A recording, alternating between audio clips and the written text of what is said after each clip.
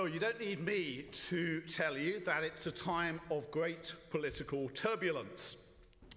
And at the centre of this turbulence is an ethical debate about the actions of our Prime Minister.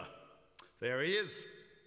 All across the country, people everywhere, including people who aren't usually into politics, are discussing the holder of the highest office in the land, what he's done, or alleged to have been party to, if you'll excuse the pun, and crucially, what we make of this.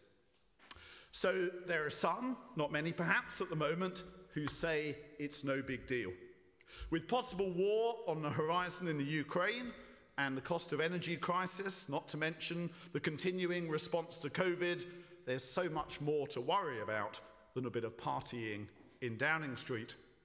The Prime Minister, according to this line of thinking, got that thumping majority not long ago in the general election. He got Brexit done, he got the furlough scheme and the vaccine rollout done, and he's got, according to this view, the economy going again. And those, I say according to that view, are the positive things we should focus on. And then there's the opposite point of view.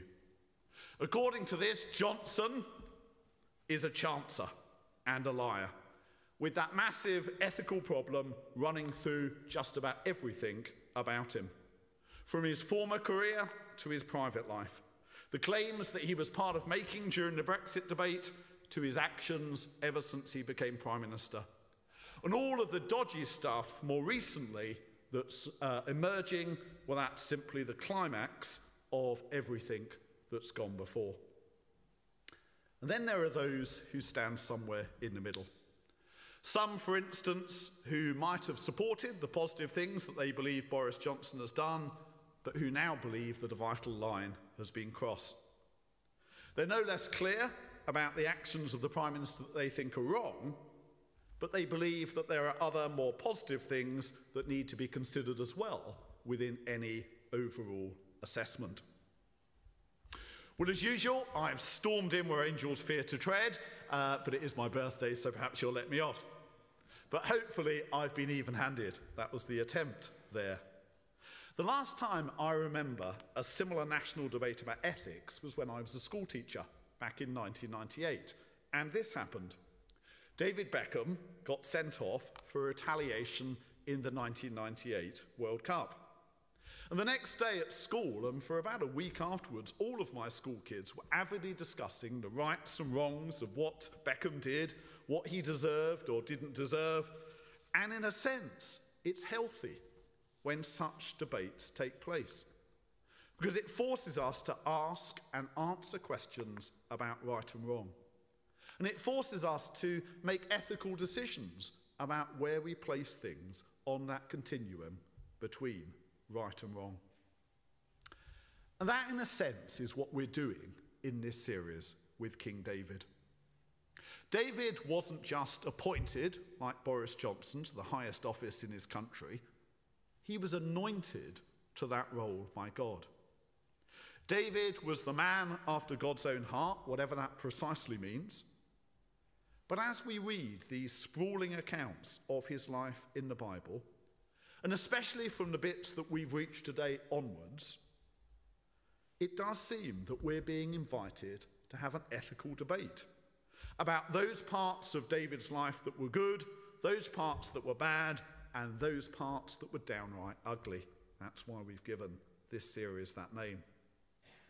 And the reason why I think we're being challenged to do this is not just because it's interesting, not just even because it's instructive for us and our lives as Christians to do this, but to try and understand a bit more of what God was up to in all this, and how not only the good, but even the bad and even the ugly in the life of King David was all preparing in a mysterious way for the coming of Jesus. So there are 6 chapters of 2 Samuel that we're looking at this morning. Chapters like our situation in a time of great political turbulence. And the situation then was that Saul, the first king of Israel, was dead, and there was a scramble for power ahead of David being fully established in that role as king. And as I summarise these chapters over the next few minutes with the help of a few pictures coming up on the screen, see where you personally rate their content. As I tell the story of these 6 chapters, be thinking for yourself, and you won't have identical answers at all. Think where you place the stuff I talk about in terms of the good, the bad, and the very bad or ugly. Okay, so 2 Samuel, chapter 1. Whilst fighting the Philistines, Saul has died by his own hand. We're told that at the end of 1 Samuel 31. He died by his own hand when his position became hopeless. But an Amalekite who brings the news to David, and he also brings Saul's crown and armband, falsely claims that he killed Saul after Saul requested him to do this. David deeply mourns for Saul and Jonathan, praising their achievements and their characters. And having established that the man who claimed he killed Saul was an alien, he was an Amalekite, David has him killed for striking the Lord's anointed, in other words, Saul. Okay, that's chapter 1 of 2 Samuel. On to chapters 2 and 3, we'll deal with these together. David inquires of God about whether he should go up to a town in Judah, and God tells him to go to Hebron, where he's anointed king. And he shows favour to those who honoured Saul. Meanwhile, one of Saul's sons, Ishbosheth, is made king over the rest of Israel. So there's 2 kings, David over Judah and Ishbosheth over the rest of Israel. And there's war between the 2 sides. Now, during this war, Ishbosheth has a row with his army commander Abner, who deserts and goes over to David's side. David's condition for Abner joining him is that he brings with him Michal, Saul's daughter, who had previously been David's wife, but when Saul turned against David, he gave his daughter to another man, and that man is now deeply upset at losing her. Abner is promptly murdered by David's army commander Joab, because Abner had previously murdered Joab's brother. David orders that Abner should be mourned, but rather than acting against Joab, because Joab's so strong, he instead asks God to repay Joab for his evil deed. And meanwhile, David, who already has 2 wives, takes another 4 wives who all bear him sons. That's chapters 2 and 3. We're covering the ground pretty quickly. Chapter 4, what happens there? Ishbosheth, the king of the rest of Israel, whose position's now a lot weaker, is killed by 2 non-Israelites who previously served him. And rather gorily, they bring his head to David, hoping for a reward. We get away with that sort of picture once the kids are out, don't we? And as he did with the Amalekite, David doesn't reward the men, but kills them instead. And he cuts off their hands and their feet, and he hangs up their bodies. On to 2 Samuel chapter 5. David is anointed king over the whole of Israel, and he conquers Jerusalem from the Jebusites and then makes it into Israel's capital. He becomes more powerful because God is with him, and he allows a pagan king called Hiram to build a palace for him. Once in Jerusalem, David takes yet more wives and concubines, that's wives of a secondary status, and he has more sons and daughters by them. The Philistines attack David, and after inquiring of the Lord, he defeats them. Chapter 6, the last one we're looking at. David decides to bring the Ark of the Covenant, which symbolises God's presence, on a cart into Jerusalem. When the oxen that are carrying the ark stumble, a man called Uzzah reaches out his hand to steady the ark and stop it from falling, and he's killed by God because of his irreverence.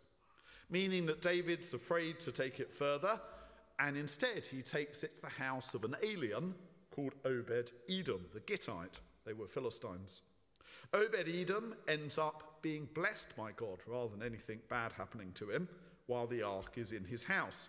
So David then decides to bring the ark to Jerusalem, with the difference from the first time that this time he offers sacrifices and he dances in front of the ark dressed only in an ephod or priestly garment. Now Michal, Saul's daughter, the one that he summoned who had been given to another man, she watches all this from a window, and she despises David for his lack of dignity. Only for David to tell her that he's God's anointed, and he'll become even more undignified than this. He says he'll be humiliated in his own eyes, but held in honour by slave girls. And we're told that Michal has no children to the day of her death. So, I wonder how you got on in your marking of that. Okay, I hope you were sitting there, okay, with your mental notebook thinking, what would I put a tick by to say good? What would I put a cross by? What would I put a double cross by to signify really ugly?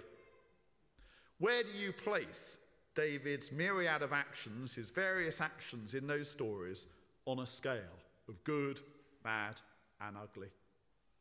I think it's a real mixture, isn't it? We hear a number of times about David inquiring of God and showing reverence, which is presumably good. We assume that David's idea of bringing the Ark of the Covenant into his capital city was a good thing, even if he wasn't careful enough about it the first time round. But was taking all of those wives, including the one that he took back after she'd been given to someone else, was that okay?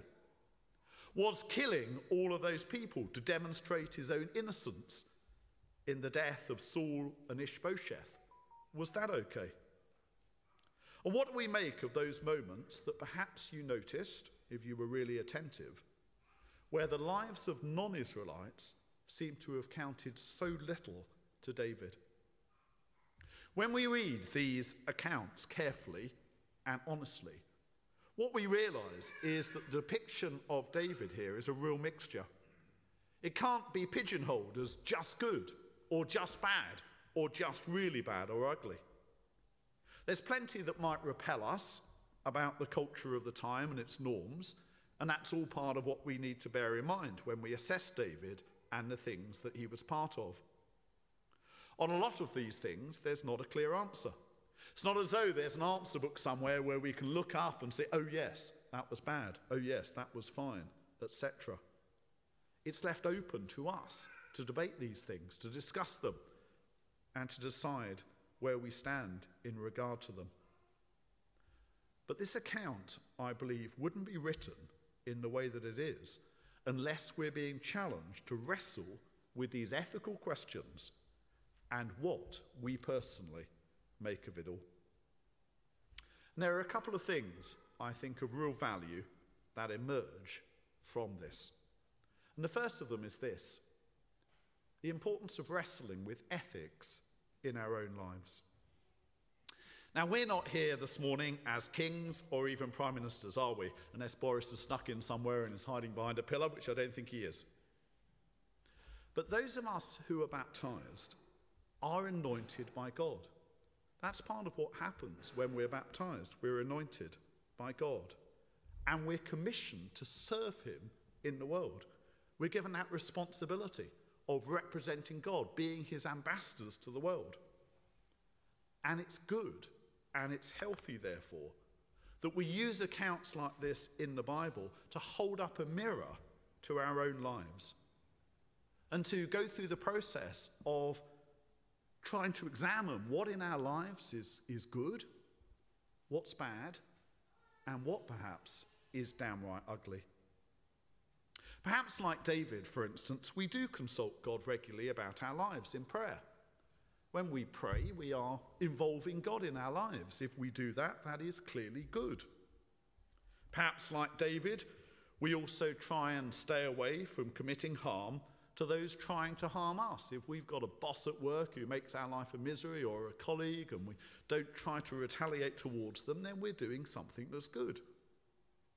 Perhaps like David, wanting to bring the ark to Jerusalem, we want God, at least in theory, to be placed at the centre of our lives. Presumably that's what David was doing when he wanted to move the ark to Jerusalem, to place God at the centre. That was his intention, and that was good. And if that's our intention, at least in theory, then that is a good thing. Those things can definitely be corrupted, but they are basically good, aren't they? But what about the other stuff in these stories. We may not have numerous wives like David or husbands. We may not have a harem at home that no one else knows about. Well, at least I hope you don't, but do speak to me afterwards if you do. But is greed and the constant desire for more things, is that actually more of a corrupting influence in our lives than we care to admit? The surrounding culture at the time said polygamy was no big deal. But actually, David's life, and certainly the way the accounts are written, seems to be wanting us to question that at the very least. As I say, is greed and the constant desire for more things, is that actually a corrupting influence in our lives? Is the faith in God that we have, is it in danger of justifying rather than challenging this, as perhaps it did with David and his lifestyle? And what about self-righteousness? Is that a problem for us, as it does seem to have been for David? He does do the right thing in not killing Saul, and he doesn't, as far as we know, try and kill Ishbosheth, his rival as king. But then we see him wanting everyone to know about this and acting harshly towards others to demonstrate how good he is in this regard. The execution of that Amalekite and then the two people who had killed Ishbosheth wanting a reward, was that justified? Does it point to a strain of self-righteousness within David that we have to watch as well? And perhaps most challengingly from these accounts, it's subtle, but I believe it's there. Do we treat people differently according to their background? It is subtle, but I think what we're meant to pick up in these chapters is that David is way harsher with all of these aliens within Israel than he is, for instance, with Joab. He feels that he can't act against Joab when Joab murders Abner because Joab is too strong and is his army commander and he's an Israelite, and yet he doesn't seem to hesitate before acting against others. But we're told in the account where those people come from, and at the very start, when he kills the Amalekite, just before he does that, David asks where he is from. Now, all of David's actions in these chapters can be justified, certainly by the standards of the time. But with hindsight, it does seem that these actions against aliens in Israel were preparing the way for the most horrendous action of David's reign later on, that certainly can't be justified, when he acted so terribly against an alien whose name was Uriah the Hittite. Now, we'll look at that episode later on in this series, but for now, it's valuable for us to ponder whether it had its seeds in these earlier episodes. And whether too, and this is the really pressing question, whether we too are sometimes guilty of having rather different standards in the way that we treat or excuse other people because of their status or background. So think about your work situation or your lives locally. Are we in danger personally of that sort of inconsistency in the way that we treat people? Do we treat people differently if they have less potential value for our own lives than others? If there are other people that treating them in a certain way means that we will get a certain reward for that, then do we treat them differently on that basis? That's the sort of thing that examining these stories about David and really reading them with a critical eye will make us ponder and think about. Some of the very best Christian writing for getting us to wrestle with our lives is, I believe, written by the Christian writer C.S. Lewis. Now, many of you are familiar with The Lion, the Witch and the Wardrobe, but the later books in that Narnia series, as well as the first one, The Lion, the Witch and the Wardrobe, all of the books in that series are so valuable. Yes, they're written for children in one sense, but they're so valuable for adults as well in getting us to hold up a mirror to our own lives at what needs to change. The same is true with C.S. Lewis's Screwtape Letters, if you've ever read that. Written a long time ago now, but absolutely brilliant in holding up a mirror to our lives and asking us to be really honest about the inconsistencies within them. And if we read them really carefully, then I believe the stories of David can do much the same. With the value that it's not simply goodies versus baddies. Often people think that the Bible is simply composed of those sorts of stories. It hardly ever is. It's the presentation of an anointed follower of God being a real mixture of the good, the bad, and the ugly. Psalm 26 verse 2 says this. It says, "Test me, O Lord, and try me. Examine my heart and my mind." And the Bible stories, many of them, particularly in the Old Testament, are given to us as an important part of that process. That's why it's good to take time to read them and to ponder them, and particularly to discuss them in groups. Home groups, Bible study groups are a great way of discussing these things together and listening to other people's insights. I do it with Nathan and Katie Loffman on a Tuesday morning, where we read the Bible together and we discuss it and pull it apart and listen to each other's thoughts on it. And Bible stories are an important part of this process. They're never ever simplistic. They're virtually always highly sophisticated stories that can't just be understood at a glance, that need to be read and discussed and thought about. And it's an important part of the process by which God convicts us. God convicts us of those parts of our lives that need to change, not least because, like King David, they may be leading us further towards disaster if they're not addressed. When we get to 2 Samuel chapter 11, absolute disaster strikes David, where he does something absolutely horrendous and pays for this for the rest of his life, and the whole history of Israel does as well. And yet when we read these earlier chapters, we can see the seeds of that. We can see it coming with hindsight. And these accounts can help us in a similar way in our own lives as well. So helping us to wrestle with ethical questions in our own lives, part of the value of these stories about David. But linked to this is the way that they can help us in recognizing more of the need for Jesus. That's in an overall sense what these stories all do. They all point us to Jesus as much by the negatives that they contain as anything else. You see, David is specially chosen by God, and there is something qualitatively different about what he, at the very least, represents. That's why his role in the Bible, particularly in the Psalms and the prophets, is so important. But the real king after God's own heart, of course, is Jesus, the Son of David, who represents everything that David, the anointed king, was meant to be. Recognize the flaws in David, and indeed in ourselves, if, as we're reading these accounts of David, it brings us to a real conviction about our own inconsistency and sin, and it leads us further towards the king, who actually had none of the imperfections that we see with David. It leads us further towards the king who's forgiving rather than vindictive and punitive. The king who is never self-righteous, and in particular never treats people with partiality, never treats people differently according to their background. In fact, a king who goes out of his way to particularly be there for those who are nothing in the sight of the world.